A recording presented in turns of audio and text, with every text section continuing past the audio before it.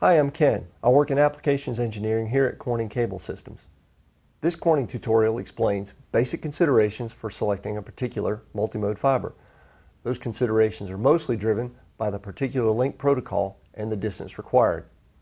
This tutorial steps back a bit to explain, in layman's terms, what multimode fiber bandwidth is, questions you should understand about varying ways to measure that bandwidth, and how to be sure you get what you need with multimode fiber. This animation shows several propagating modes in a step index multimode fiber. Because of the step index profile, refraction occurs only at the core clad boundary. As you can see, light propagating along different paths travels greater or lesser distances from one end of the fiber to the other, and because of the step index, all of the energy propagates at the same speed. The result is that different modes arrive at the far end of the fiber at slightly differing times, and those time differences grow as the fiber length increases. These time differences are called differential modal delay, sometimes just DMD. Let's look at how fiber manufacturers minimize differential modal delays. This animation shows a graded index multimode fiber. That means the refractive index of the core changes continuously from the center line to the core clad boundary. Just as in the previous animation, light propagates along several paths. For clarity, we're showing only two.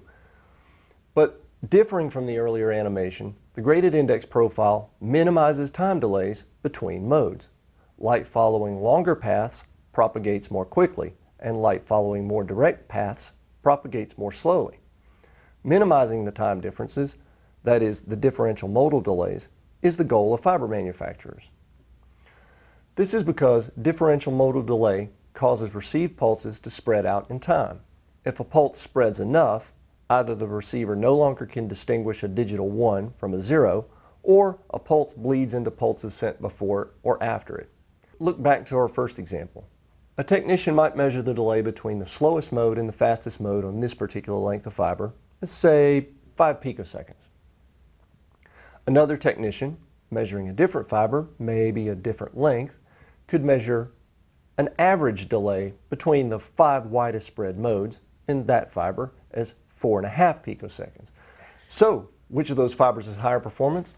Just knowing some partial information about absolute differential modal delays is not terribly useful. With only the information we just heard, deciding which of those two fibers is better is not possible. Worse, a designer or technician can't tell whether either of them is good enough for that new fiber channel RFQ that showed up this morning, or even whether both of them are overkill and will cost too much for that job. What we need is a standard measurement.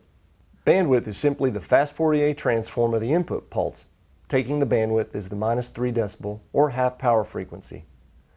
Okay, this is how bandwidth is determined, but what does it mean? In a nutshell, bandwidth is simply a measure of how square the input step pulse remains, and for how far down the fiber. Now that is a useful bit of information. Look at this bit of the graphic though. Bandwidth, that is, preserving the pulse shape, depends on both modal delays, we just talked about that, that's determined by the fiber, and the modal powers. That's not determined by the fiber, but by the transmitter. Let's talk about the possible modal power scenarios. You'll probably recall that 850 nanometer systems operate almost exclusively using lasers, and usually with vertical cavity surface emitting lasers, commonly called VCSELs.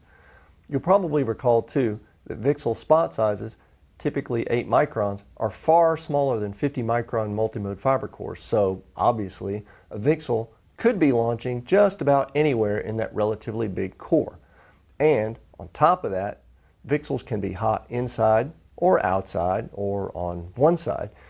Given all that possible variation, we still need a useful way to compare one fiber to another with whatever VCSEL a transmitter might contain, and regardless of which manufacturer made the fiber. There are a couple of options. We could scan a VCSEL across a fiber and directly measure the differential modal delay. Standards describe 6 different masks or acceptable templates for the result. The drawbacks of such a method are DMD masks are only pass-fail measurements. These pass-fail measurements simply do not directly correlate to bandwidth or to link distance limits, and you can't scale these results. That is, you can't extrapolate a measurement made on a 200-meter fiber to a 500-meter fiber. Finally, passing any of 6 prescribed masks means a fiber passes the bandwidth test. This seems like a shaky proposition to bet your company's reputation. There is a better way to compare fibers. Corning measures differential modal delay using several VCSEL sources, chosen to check at the extremes of the allowable laser sources. This slide shows the difference in just 2 different VCSELs. Several more results, using widely varying VCSELs, are combined to calculate the minimum modal bandwidth of this fiber using any possible standards-compliant VCSEL. This is called Calculated Minimum Effective Modal Bandwidth, or min-EMBC. In short, with DMD masks, you buy a go, no-go checked fiber that can, usually will, meet the stated bandwidth. With minimum effective modal bandwidth, you will buy a fiber that will meet or exceed the stated bandwidth with any standards-compliant VCSEL. A higher bandwidth fiber does a better job of getting all the modes to the receiver at the same time. The practical measurement for comparing one fiber's differential modal delay to another fiber's differential modal delay is called bandwidth. Higher bandwidth preserves the transmitted pulse better, improving the receiver's accuracy in discerning ones from zeros. That is, minimizing the bit error rate.